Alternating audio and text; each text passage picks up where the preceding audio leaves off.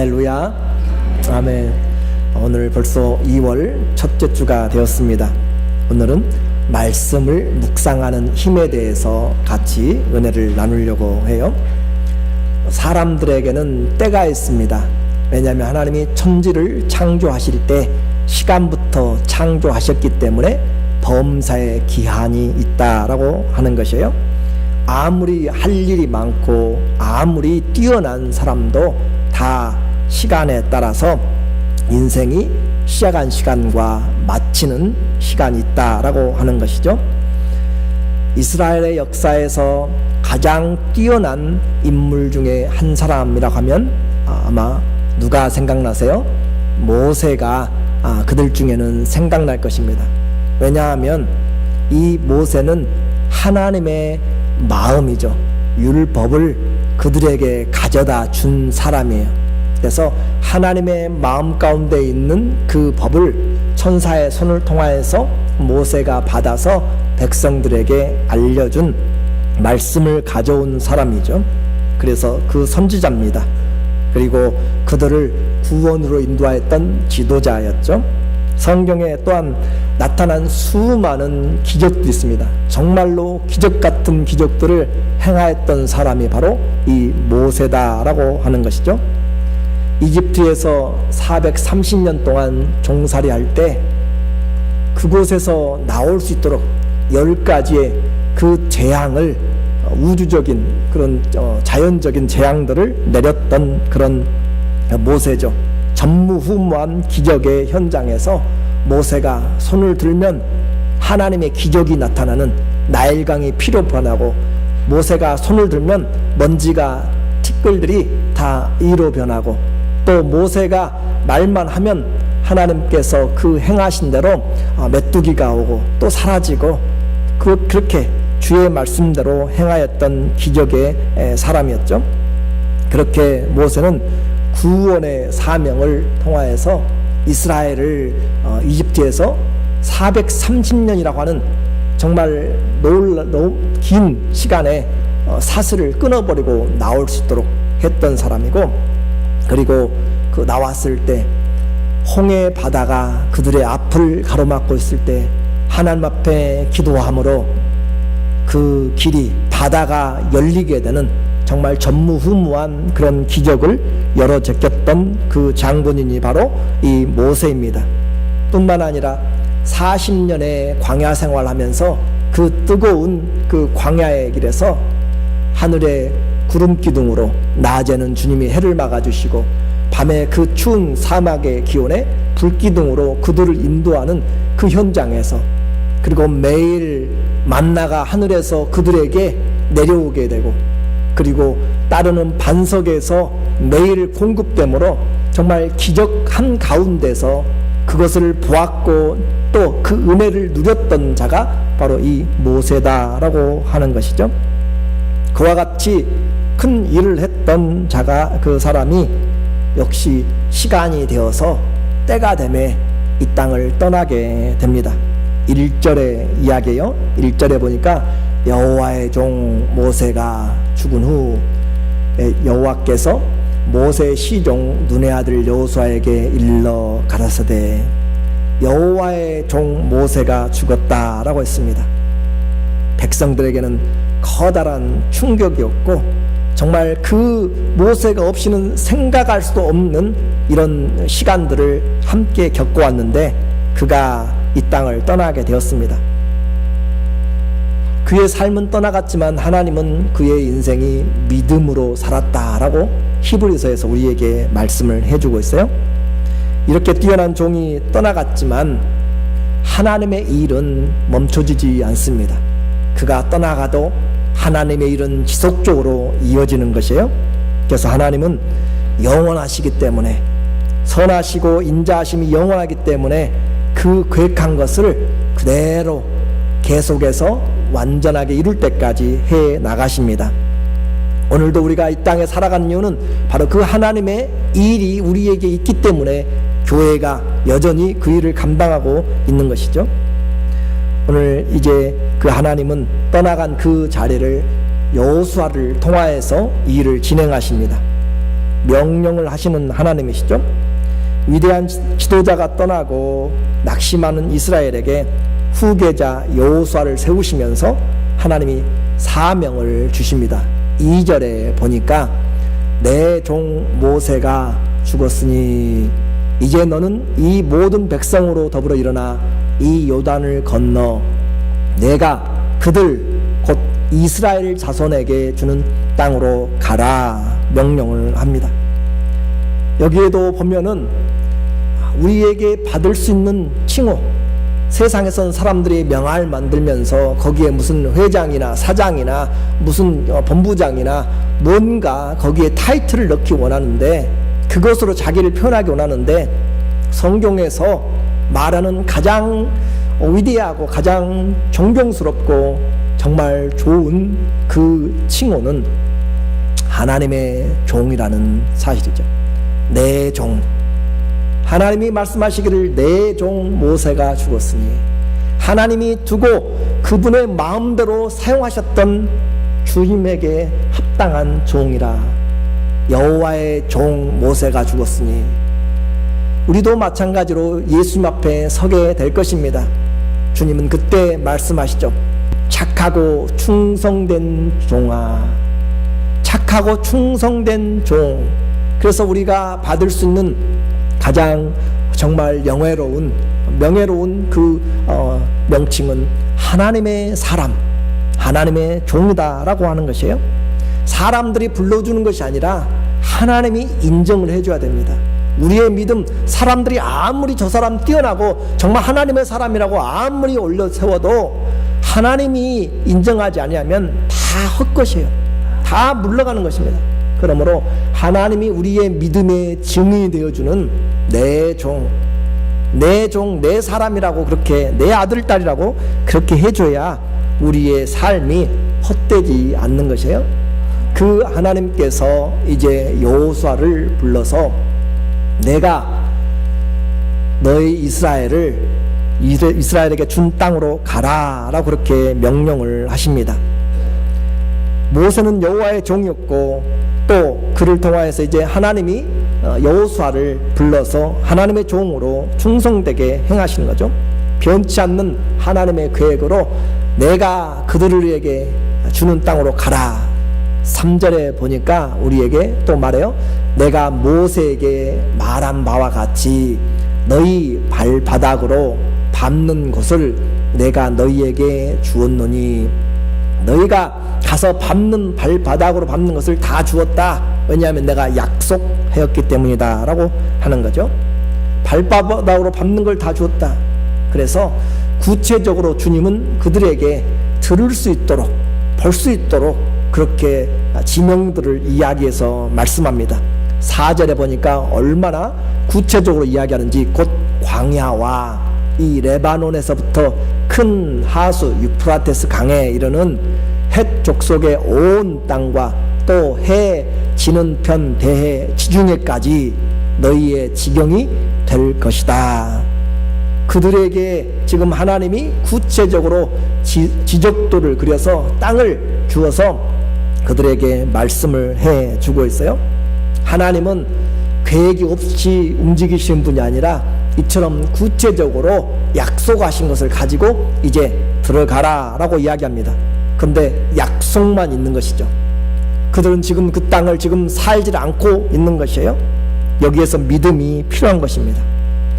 누구를 주인으로 믿고 살아가는가? 이제 사명이 주어졌어요. 그러나 여전히 아직 사명은 성취되지 않은 일이었고, 더군다나 그 땅에는 크고 장대한 민족들이 31개의 도시 성을 건축하고 31명의 왕이 그 땅을 차지하고 있는 것이죠. 그들의 눈에, 이 가나안 사람들의 눈에는 이 이스라엘 사람들은 유랑하는 민족들과 같습니다. 집 없는 사람을 우리가 홈리스라고 이야기를 하죠. 나라 없는 사람들을 무엇이라고 이야기하냐면 집시라고 그렇게 이야기합니다. 쿠르드족이나 또 유럽에 가면은 많은 집시들이 있어요. 그냥 작은 무리들이 아닙니다. 1000만, 2000만이 넘어가는데 뭐가 없어요? 나라가 없어요. 나라가 없어서 집시라라고 그렇게 이야기하는데, 그 사람들의 삶은 그곳에 살고는 있지만 보이는 유령입니다. 사람은 사람인데 유령 취급하는 거예요. 공교육을 받을 수가 없습니다. 집을 사고 팔 수가 없습니다. 그래서 살고 있는 것들은 쓰레기 더미에서 그들이 살아가는 것이고, 생활을 사람답게 살 수가 없어요. 사람은 사람인데 유령 취급을 당하고 살아가는, 무엇이 없기 때문에요? 나라가 없기 때문에. 우리는 나라가 있다는 것이 어떤 상황인지를 분명히 아셔야 돼요. 이 땅에서도 그렇게 나라가 없을 때 보이지만 유령 취급을 당하고 살아가는 사람들, 우리는 이 땅에서 뿐만 아니라 하나님의 나라를 지금 가지고 살아가는 자들입니다. 오늘 이처럼 주님 앞에서 집시들처럼 그들은 1000년의 반을 지금 노예 생활하고 나온 것이에요. 430년의 노예 생활과 40년의 광야 생활을 지금 끝내고 지금 요단강 앞에 서 있는 이 사람들은 땅 한 평도 가지고 있지 않는 200만이 넘어가는 그 사람들, 유랑인들이죠. 그들이 지금 땅 한 평 없이 있는 그들이 남의 땅을 차지하겠다고 요단강 모압 평지 앞에 모여서 진을 치고 있습니다. 과연 이 기적 같은 일이 되어질 것인가? 요즘으로 말하면 시리아 난민들이 그 아이시스의 그곳에서 피난 나와가지고 그들이 지중해를 죽음을 건너면서, 죽음을 무릅쓰고 건너서 유럽에 와서 그들이 유럽의 사람들을, 그 땅을 정복하고 자기들의 나라다라고 그렇게 하겠다라는 것과 같은 그런 모습이죠. 상상할 수 없는 지금 일이 지금 벌어지고 있는 것입니다. 그런데도 하나님은 어떻게 이야기해요? 가라, 내가 그 땅을 주겠다라고 말씀을 하고 있는 것이에요. 하나님은 그렇게 명령을 하셨고 가라고 하셨고, 이제 그에게 새로운 약속을 해줍니다. 새롭게 모세의 뒤를 이은 지도자 여호수아는 과연 이 일을 해낼 수 있을 것인지, 하나님은 여호수아에게 개인적인 약속을 하심으로써 그 안에 할 수 있다라고 하는 믿음을 일으켜 세웁니다. 5절에 보니까 너의 평생에 너를 당할 자 없으리니 내가 모세와 함께 있던 것 같이 너와 함께 있을 것임이라. 내가 너를 떠나지 아니하며 버리지 아니하리니. 여호수아가 그 뒤를 이어서 지도자가 되었지만 정말로 그에게 필요한 것은 내가 이 200만이나 되는 사람들을 데리고 하나님께서 약속하신 땅을 갈 수 있는가 라고 하는 정말 두려움이 그에게 무겁게 있는 것이죠. 그때 주님은 말씀하십니다. 너의 일평생에 너를 대적할 자가 없다라고 이야기하십니다.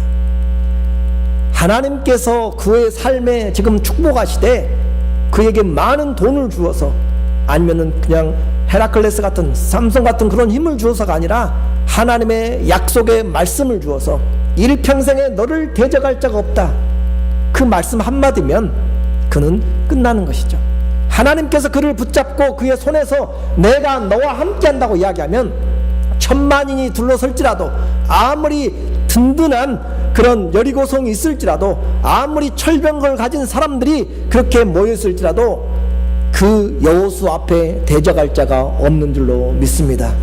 하나님의 말씀이기 때문에 그렇습니다. 주님이 말씀하시되 내가 너와 함께 있을 것이라. 보이지 않는 하나님이 그와 함께 있다는 것은 믿음으로만 그가 확신할 수가 있습니다. 하나님이 그와 함께 있고 내가 너를 떠나지 아니하며, 그가 무엇을 하든지 하나님께서 그와 지금 함께하고 어디로 가든지 함께 하신다, 버리지 않는다라고 말씀하시죠.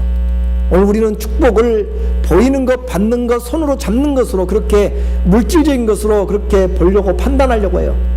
그러나 하나님의 약속의 말씀이 우리에게 먼저 들어와야 됩니다. 그 말씀이 우리에게 진정한 축복이 되는 것이죠.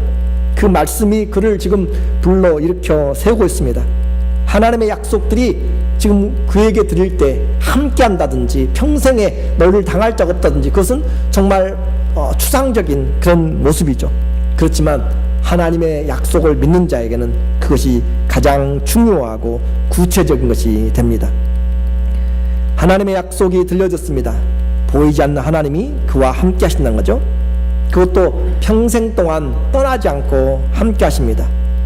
이 말씀이 위로가 될 수 있으려면 그곳에서는 믿음이 필요합니다. 이 말씀이 그에게 정말로 세상의 어떤 것과도 바꾸지 못하는 그런 능력으로 역사하려면 뭐가 필요하다고요? 믿음이 필요해요. 믿음이. 세상 사람들에게 가서 하나님이 당신과 함께합니다, 떠나지 않고 함께합니다, 버리지 않을 것입니다 라고 오늘 여러분이 가서 전도하고 말해도 그들에게는 아무런 능력이 거의 나타나지 않습니다. 그러나 하나님을 하나님으로 아는 자, 그 사람에게는 이 말씀이 들려져서 전해졌다면 그는 천하를 얻은 것보다도 더 담대하고 더 큰 축복을 받은 것입니다. 믿음이 있어야 되는 거죠. 하나님은 모세와 함께하던 것 같이 여호수아에게 함께 하신단 말로 그의 마음을 견고케 하십니다. 여호수아는 모세를 따라서 40년을 수종 들었습니다.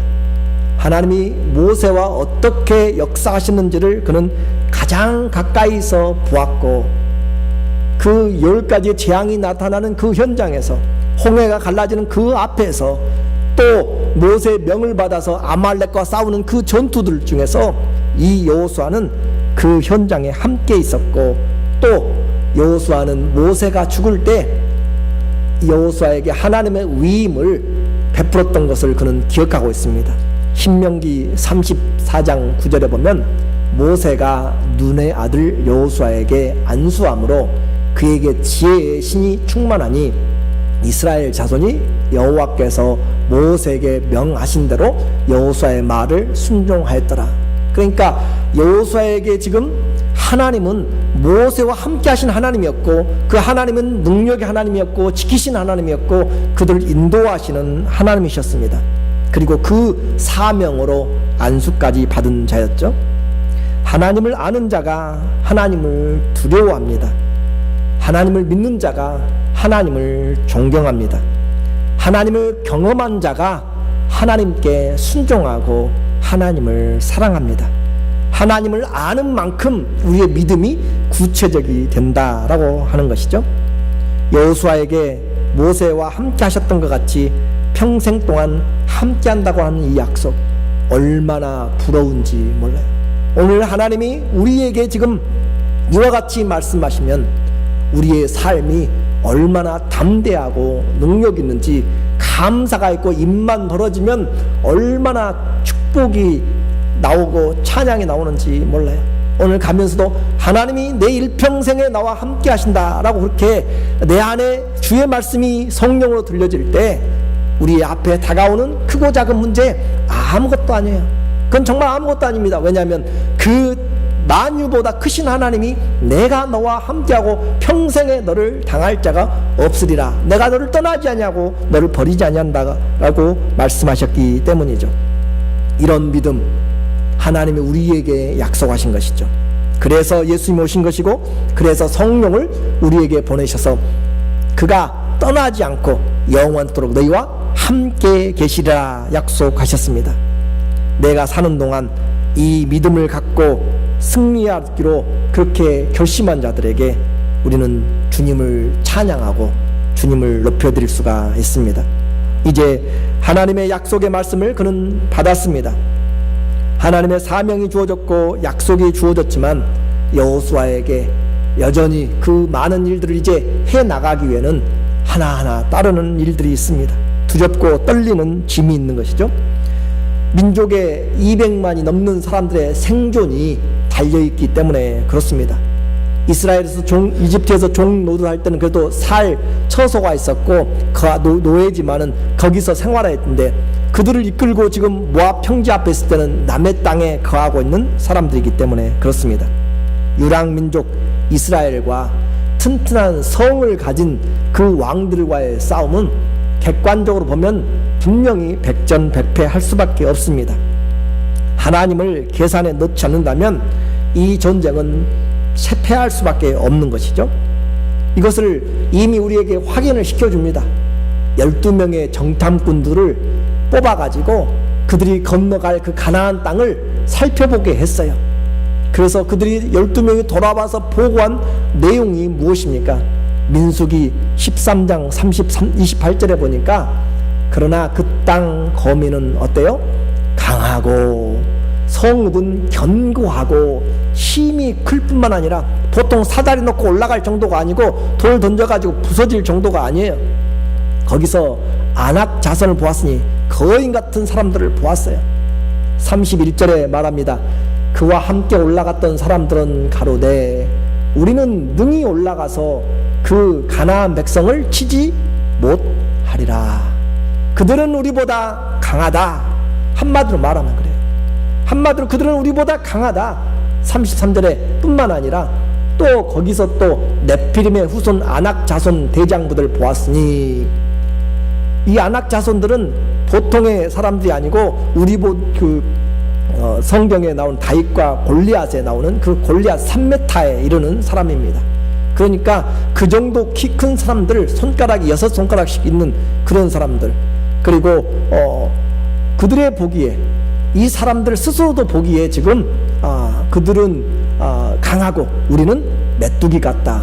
그래서 그들의 보기에도 그와 같을 것이다. 객관적으로는 상대가 안 되는 그런 삶이 지금 그들 앞에 펴 있기 때문에 보이지 않는 하나님을 계산에 넣느냐, 계산에서 빼느냐라고 하는 것은 전쟁의 승패가 갈린다라고 하는 사실입니다. 이와 같은 객관적인 상황에서 주님이 일어나십니다. 주님이 말씀하십니다. 내가 전쟁에 앞서서 나가겠다.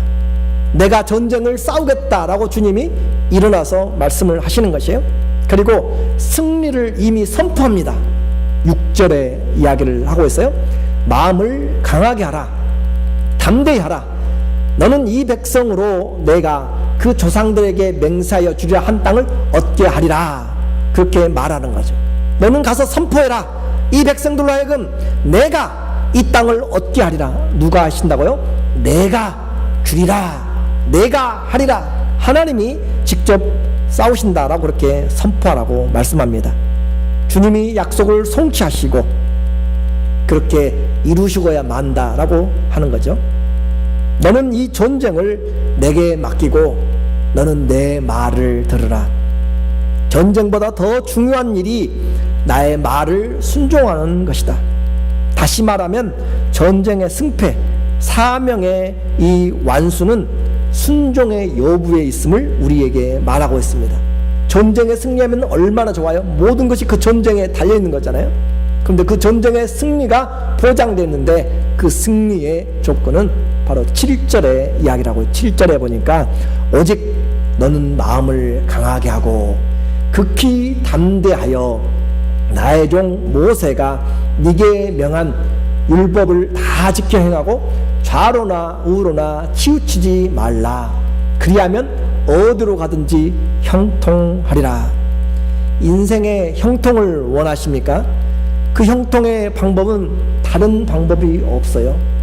다른 것으로 좀 가르쳐주고 싶은데 형통의 방법은 다른 것이 아니라 주의 말씀을 듣고 순종하는 것밖에 없습니다. 하나님의 말씀을 마음에 품고 따라가는 것이 우리에게 형통한 길입니다. 믿음 안에만 형통한 길이 있는 것이지 다른 길은 없어요. 믿음 안에서 내가 고난받아도 그 길은 형통한 것입니다. 요셉이 감옥에 있어도 형통하였더라 라고 이야기를 하고 있어요. 하나님 안에 있고 하나님과 함께 있으면 그것이 형통한 것이지 다른 방법으로 우리 인생에게 형통은 없습니다. 세상에 주는 잠깐의 착각이죠. 오늘 그 전쟁을 앞둔 그들에게 하나님의 말씀을 가지고 너희가 순종하면 형통하게 될 것이라고 이야기합니다. 우리는 이것을 적용을 잘 해야 돼요. 저는 정말 여러분이 저도 형통한 삶을 살기를 원해요. 다른 방법이 없어요. 다시 말씀드리는데 전쟁이 아무리 치열하고 전쟁의 상황이 아무리 힘들어지고 그리고 전쟁도 해야 되고 먹고 살 것도 해야 되고 많은 일들이 있어서 바쁠지라도 업무로 바빠서 눈코 뜰 새 없을지라도 하나님의 말씀을 입에서 떠나지 않게 하십시오. 그것이 우리가 형통한 길이라고 성경은 우리에게 반복하여서 말합니다. 그 말씀을 밤낮으로 반복하여서 내가 묵상하라. 그리하면 내가 형통하리라. 밤낮으로 주의 말씀을 내 입에서 떠나지 않도록, 그래서 그 입에서 떠나지 않도록 하는 것이 오늘 우리가 주님 앞에서 살아가는 길입니다. 반복하라는 것이죠. 그래서 8절에 보니까 오늘 우리에게 말씀하는 거예요. 되새기는 것이죠. 이 율법책을 내 입에서 떠나지 말게 하며 주야로 그것을 묵상하여 그 가운데 기록한 대로 다 지켜 행하라. 그리하면 내 길이 평탄하게 될 것이라. 내가 형통하리라. 하나님이 주신 책, 전쟁하고 있는 장군에게 손에 놓지 말아야 될 것, 그 입술에서 항상 기억돼야 될 것, 묵상하는 것은 바로 하나님의 말씀입니다. 여기서 묵상한다라고 하는 것은 그냥 명상하듯이 눈 감고 생각하는 그것을 말하는 것이 아니고, 머릿속에서 계속 그 말씀을 가슴속에서 생각하면서 입술로 되뇌이는, 읊조리는 것입니다. 여호와는 나의 목자시니 내게 부족함이 없다. 하나님이 나의 목자시구나. 내게 부족함이 없게 하나님이 채우시구나. 여호와는 나의 목자시구나 라고 그렇게 반복하여서 읊조리면서 그 말씀을 내가 되새길 때 그것이 바로 내게 양식이 되도록 하는 것이 묵상하다, 메디테이션하다 라고 그렇게 이야기를 하는 것이죠. 그래서 묵상은 내 입에서 떠나지 않게 하는 것, 그 입에서, 내 입술에서 자꾸 기억돼서 말씀이 나오도록, 그렇게 마음에서 나오고 입으로 나오도록 그렇게 해서 내 생각과 모든 것들이 하나님의 말씀 안에 사로잡히도록 하는 것이 묵상한다 라고 하는, 그냥 눈 감고 명상하는 것이 아니라고 했어요. 이 묵상하는 것, 그렇게 묵상하는 것의 예를 제가 여러분과 함께 나누기를 원합니다. 1866년에 영국의 선교사 토마스가 평양으로 가는 평양으로 가기 위해서 대동강으로 제너럴 셔먼호라고 하는 미국의 상선을 타고 올라가게 됩니다. 그는 통역으로 오고 있지만 그러나 선교사로 성경을 나눠주기 위해서 지금 오고 있는 개신교 선교사였죠. 대동강변으로 이렇게 올라가면서 성경을 수백 권을 이렇게 전달하고 하면서 올라가서 대동강 그 변에 평양 가까이에 도착을 했는데, 그곳에서 조선의 군인들과 전쟁이 있어서 패하게 되었고, 그리고 그 배는 불타게 되고, 이 선교사는 거기서 죽음을 당하게 됩니다. 그런데 마지막까지 그는 가지고 있던 성경들을 주면서 그를 목베이는 박충권에게 그의 성경의 보따리를 전달해 주고 선물로 주고 가게 되죠. 성경이 그들에게 전해졌지만 그들은 그때 어떻게 사용해야 될지, 또 그것이 어떤 의미인지를 알지 못했어요. 단지 그 성경들을 가지고 다른 종이보다 얇고 질이 좋아서 한문어 써진 성경인데 그걸 가지고 도배를 하기 시작하는 거죠. 그렇게 해서 이 박영식이라고 하는 사람도 자기의 집에 그 성경책을 찢어가지고 도배를 하고, 그리고 그 여관을 최치량이라고 하는 사람이 사서 그곳에서 머물게 되고, 지나가는 사람, 오고 가는 사람, 머무는 사람들이 그 벽에 붙어있는 성경들을 보게 되는 것이죠. 최치량이라고 하는 그 사람이 잘 때도 성경에 눈 뜨면은 벽에 붙어 있으니까 보게 되고, 밥 먹을 때도 보게 되고, 그러다가 그 말씀이 자꾸 그에게 들어오게 되고, 이게 생각이 거기에 눈만 뜨면 보이기 때문에 어떻게 할 수가 없어서 그 미칠 지경이 된 것이죠. 밤낮으로 그것을 보면서 아침에도 눈길이 가고 밥 먹을 때도 잠을 잘 때도 성경이 눈에 보여서 미칠 지경이 되어서 결국은 마펫 선교사를 찾아가 예수 그리스도를 영접하게 됩니다. 그리고 그의 집은 평양 최초의 교회인 널다리골 교회가 되게 되고요. 그리고 그 교회는 나중에 1907년에 한국의 첫 번째 가장 큰 부흥인 1907년에 부흥을 이끌었던 장대연 교회를 만들게 되는 그 바로 교회가 널다리골 교회입니다.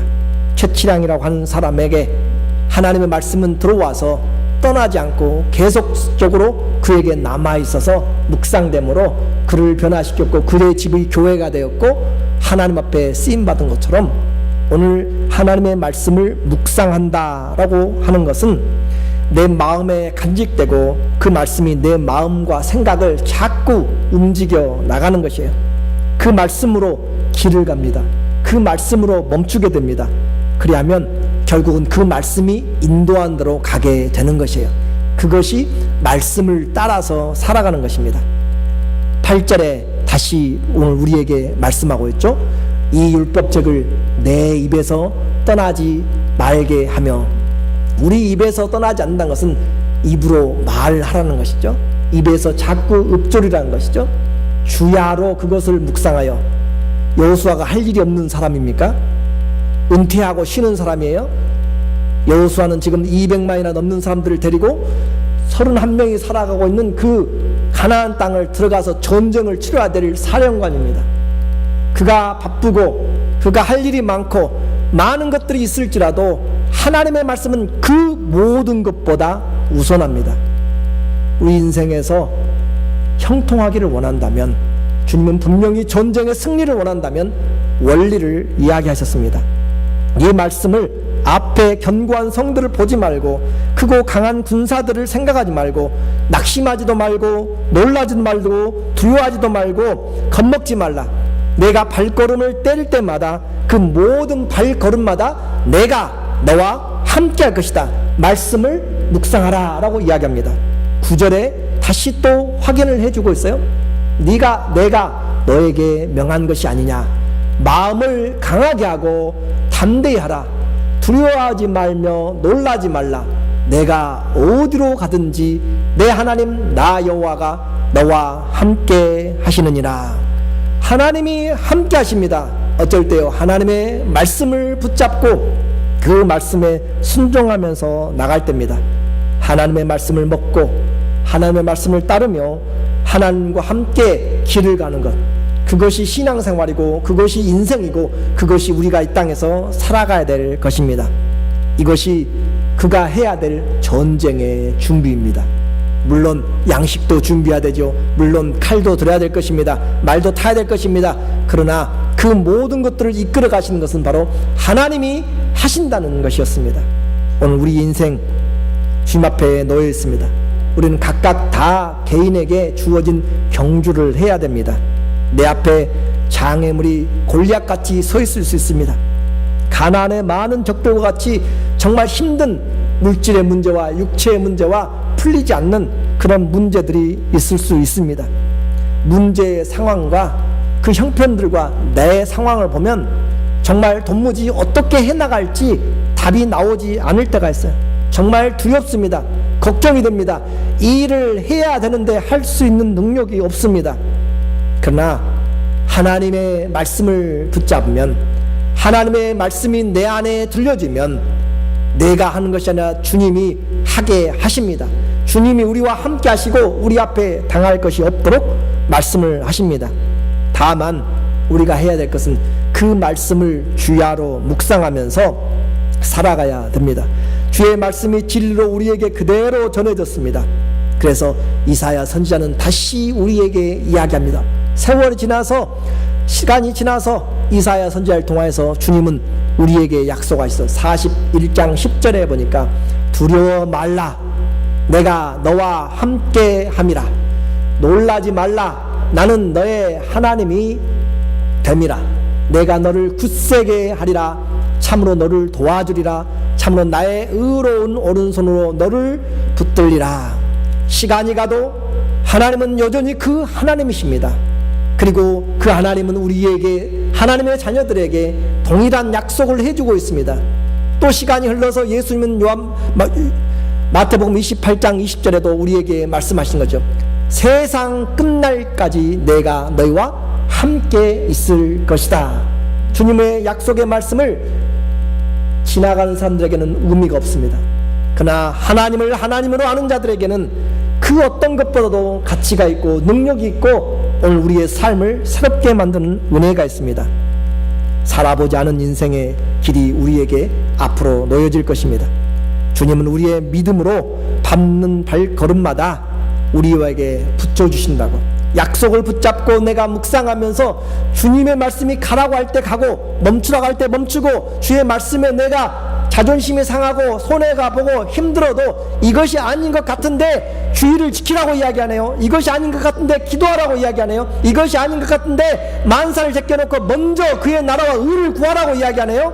내 생각과 다르게 주님은 하나님을 먼저 섬기라고 이야기하네요. 하나님의 말씀이 내 안에 들어오고 그 말씀이 내 입에서 있을 때, 전쟁의 준비보다 주의 말씀을 할 때 주님은 함께 하신다고 말씀합니다.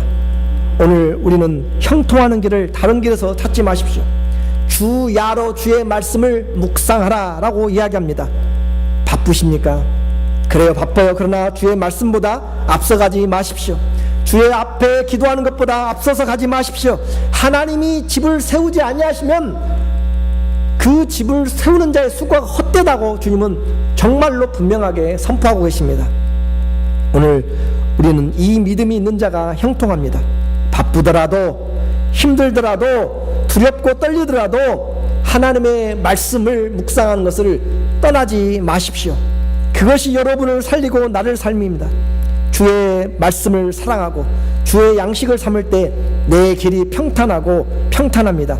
이것이 주님의 명령이고 약속입니다. 9절을 함께 읽고 마치겠습니다. 내가 내게 명한 것이 아니냐. 마음을 강하게 하고 담대히 하라. 두려워 말며 놀라지 말라. 내가 어디로 가든지 내 하나님 나 여호와가 너와 함께 하느니라. 아멘. 하나님 아버지, 올해 우리에게 놓여진